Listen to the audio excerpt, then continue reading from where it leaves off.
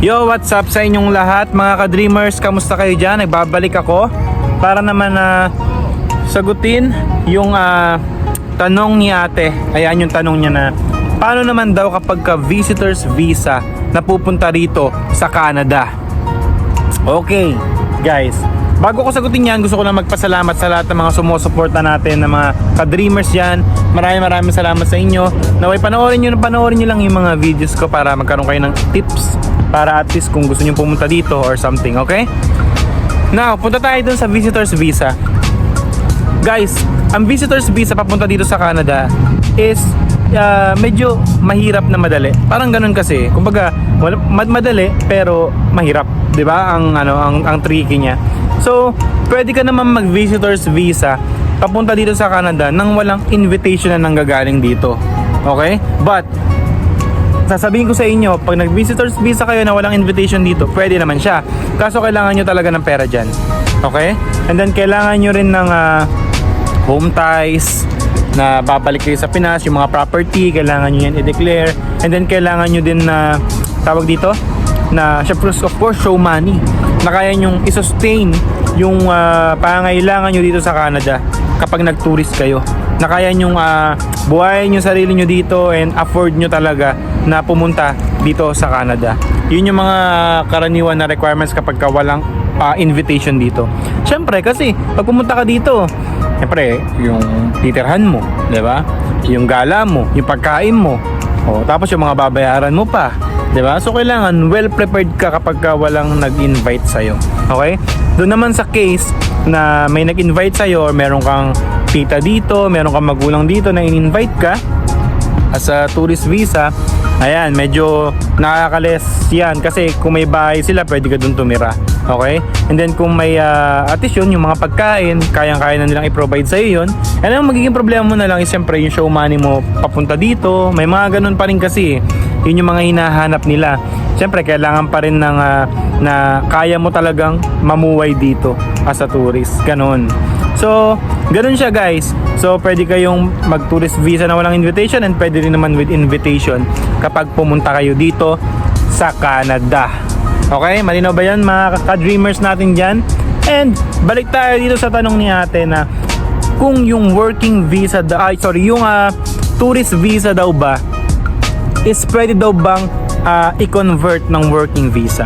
Actually guys, may kaibigan ako na hindi pinalad na nag-tourist visa dito pero umuwi din siya kasi hindi siya nakahanap ng employer. Okay? Medyo mahirap po kasi talaga kapag ka tourist visa ka tapos mag-working visa ka. Mahirap po.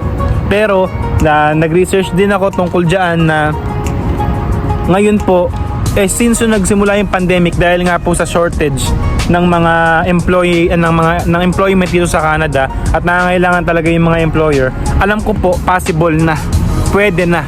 Okay? And then may nakita ko rin na research ko din na extended po siya until 2025 na pwede pong ma-convert ang working visa through ang tourist visa to working visa. Pero medyo tricky lang po talaga siya. Okay? Sipin nyo, tourist visa kayo, mag-a-apply kayo. And then, ang kailangan po kasi mga requirements dyan kapag nag-apply kayo para ma-convert po yan is kailangan, unang-una, yung magkaroon kayo ng job offer dito sa Canada. Yun po yung pinakamahalaga talaga. Job offer dito sa Canada na merong LAMIA. Okay? Na merong Labor Market Impact. Yung po yung tinatawag. Labor Market Impact Assessment na tinatawag nilang LAMIA, para po ma-applyan po kayo ng working permit. And kailangan yung status nyo po dito sa Canada is okay po talaga. Status means okay, yun nga po, tourist visa, yun po yung status nyo dito. So, sa ngayon po, kung ako yung tatanungin nyo about dyan, na kung madali lang ba, kasi ganun yung mga tanong madali lang ba? Kaya ba? Magkano ba yung mga kailangan kong i-prepare? Mga ganon. So, masasabi ko sa ngayon, medyo mahirap po makahanap ng may LAMIA. Okay, based on my experience, kahit meron nga po students naghahanap meron nga po nasa Toronto naghahanap ng may LAMIA. Medyo mahirap po talaga. Bakit mahirap? Kasi po, unang-una sa lahat, alam nila na kapag ka tourist visa ka, is aasikasuhin pa rin po kasi nila yan Kumbaga, kaya naging tricky kasi dadaan ka pa rin po talaga sa process ng pagkuha ng work permit. Which is, bakit ka pa dun dadaan kung kaya mo naman maghanap through agency like Mercan, like IPAMS, or pwede ka mag-direct through Job Bank. Alam mo yun? Para lang makakuha ka ng employer and then makakuha ka ng valid working permit at makapunta ka dito nang may trabaho ka na. Ayun po, yun po yung sinasabi ko. Kaya para sa akin, nasa inyo po yan. Kung susugal po ba kayo ng tourist and i-convert ng working visa, pero at sinasabi ko sa inyo medyo tricky and medyo mahirap po. Okay? Dapat rin po kayo, well financially prepared po kayo dyan. Ayan mga ka-dreamers. Ayan, sinasabi ko lang po sa inyo yung alam ko sa base sa experience ng kaibigan ko at sa na-research ko para at least maintindihan nyo rin po ng mas mabuti kung nagpaplano po kayong pumunta dito sa Canada. Kasi parang nasanay po tayo sa ganun na mag-visit visa tayo sa isang bansa then i-convert natin ng working visa. Sa Dubai pwede po yan, kaya po yan sa mga ibang bansa, pero dito po kasi medyo maselan po sila at medyo tricky po talaga.